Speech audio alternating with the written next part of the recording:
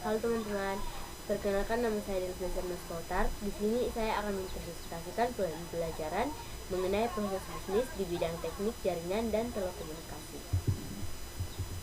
Baiklah, saya akan memulainya. Proses bisnis. Bisnis merupakan kegiatan yang dilakukan perorangan atau kelompok orang atau organisasi untuk menjual barang atau jasa dalam rangka mendapat keuntungan atau laba. Pengertian proses bisnis. Tujuan bisnis merupakan salah satu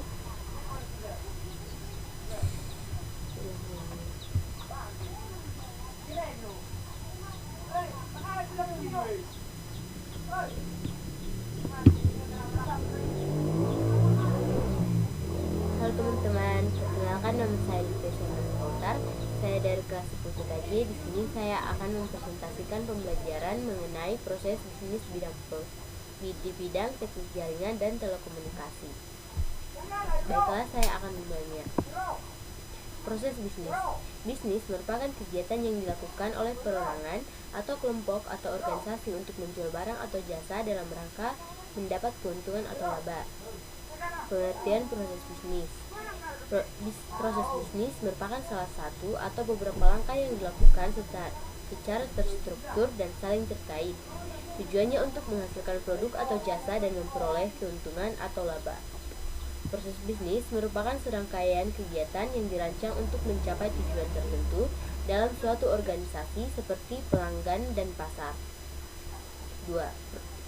Jenis proses bisnis. Yang pertama adalah proses operasional.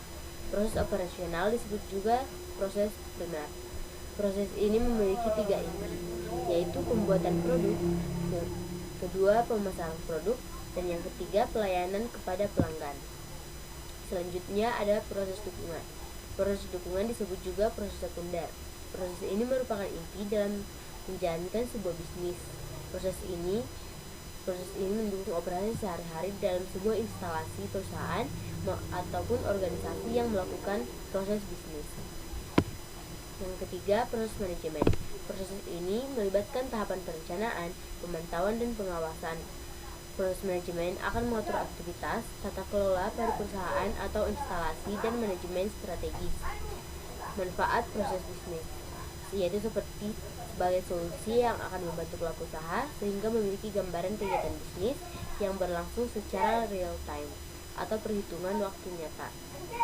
Yang kedua, manfaat proses bisnis untuk memberikan laporan yang mewakili keadaan bisnis sebenarnya pada saat itu.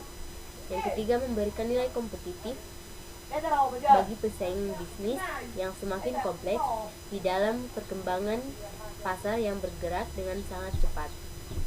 Yang keempat, memberikan nilai kompetitif bagi pesaing bisnis yang semakin kompleks di dalam perkembangan pasar dan berkembang pesat. Yang kelima, mempercepat respon pelaku usaha terhadap tantangan bisnis yang tidak terduga. Yang keenam, memberikan pengaruh seperti meningkatkan kemampuan perusahaan untuk mendeteksi peluang bisnis baru dan pergerakan pesaing. Yang ketujuh, memprioritaskan deteksi dini masalah untuk menghindari sifat reaktif sebagian besar perusahaan yang menjadikannya kontraproduktif. Perencanaan bisnis.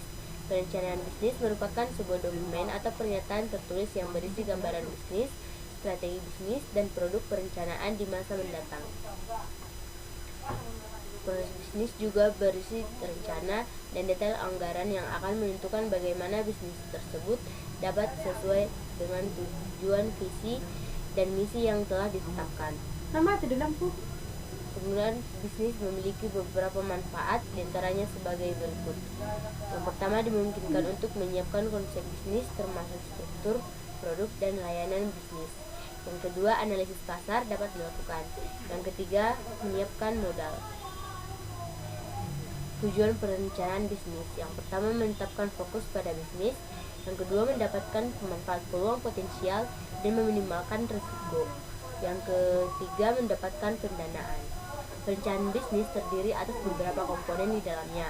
Komponen perencanaan bisnis merupakan bagian dari perencanaan bisnis yang disiapkan, seperti ringkasan bisnis plan, deskripsi bisnis, deskripsi produk dan layanan, pernyataan misi, analisis pasar, analisis SWOT, rencana pemasaran, proyeksi keuangan, analisis arus kas, staffing, dan operasi.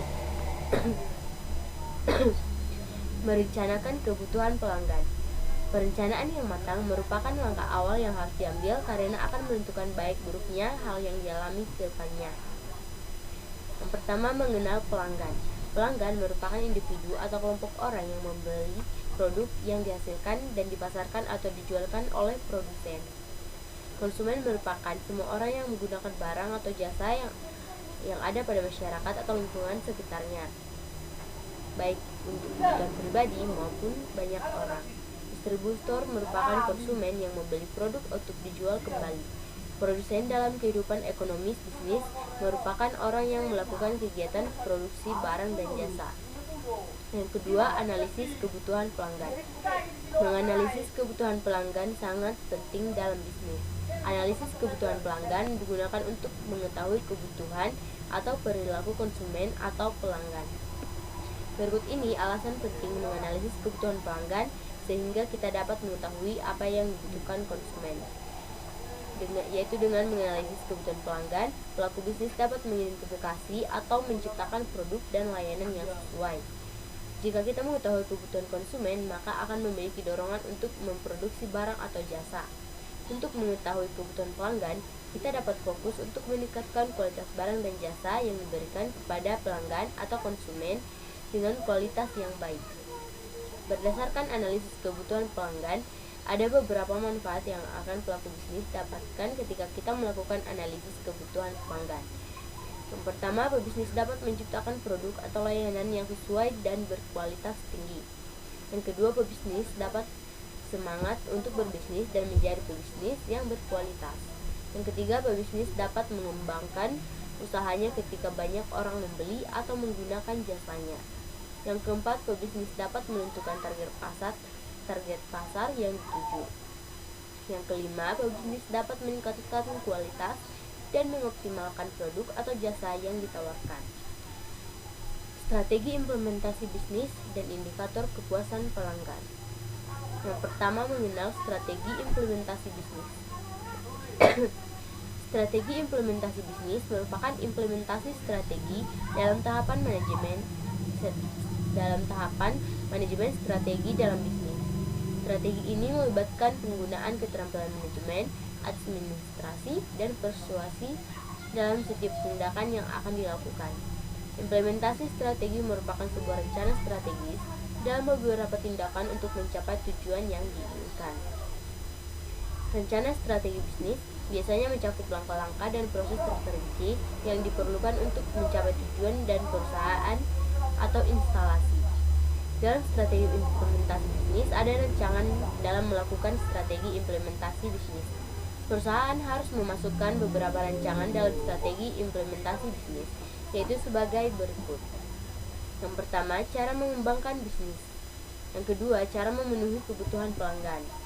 Untuk dapat memenuhi kebutuhan pelanggan, maka kita harus menganalisis terlebih dahulu kebutuhan pelanggan tersebut. Apabila sudah mengetahui apa yang pelanggan atau konsumen butuhkan, maka kita dapat lebih mengoptimalkan dalam mempersiapkan atau mempertahankan pelanggan. Yang ketiga mengetahui cara untuk bersaing dengan bisnis lainnya. Persaingan dalam dunia bisnis akan selalu ada. Jadi kita harus mengetahui dan mengantisipasi persaingan di masa mendatang. Cara yang tepat dengan menerapkan strategi implementasi bisnis yang tepat pula. Jadi perusahaan memiliki kemampuan untuk merespon persaingan pasar secara tepat dan akurat. Yang keempat, siap dengan perubahan pasar. Misalnya, kondisi atau tren pasar baru karena adanya sejumlah faktor dapat mempengaruhi kinerja perusahaan. Oleh karena itu, strategi yang dirumuskan sebelumnya juga dapat membantu perusahaan menghadapi perubahan pasar. Dalam melakukan strategi implementasi bisnis, ada beberapa langkah, antara lain sebagai berikut. Yang pertama, perusahaan harus mempersiapkan dan merumuskan strategi implementasi bisnis terhadap pertumbuhan bisnis yang akan terjadi di masa depan. Perumusan strategi harus sinkron atau sejalan dengan visi yang dirancang saat membangun perusahaan. Yang kedua, perusahaan harus mengutamakan kepuasan pelanggan. Yang ketiga, perusahaan harus mempersiapkan diri menghadapi tantangan yang akan muncul di masa mendatang. Yang keempat, perusahaan harus mengelola dengan baik dan tepat setiap agen fungsional untuk meningkatkan kemampuan bisnisnya. Prosedur kepuasan pelanggan dan budaya mutu.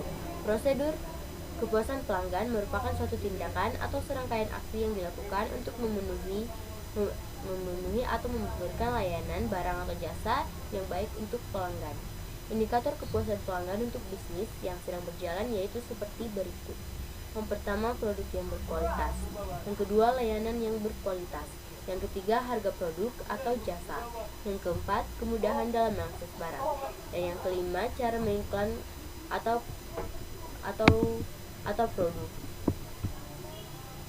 Selanjutnya, ada indikator bagaimana mengiklankan atau mempromosikan suatu produk atau jasa yang ditawarkan perusahaan yang ingin beriklan di media sosial atau layanan promosi lainnya.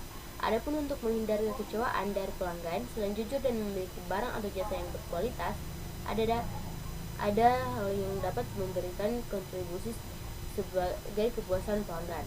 Berikut ini beberapa cara untuk menentukan kepuasan pelanggan.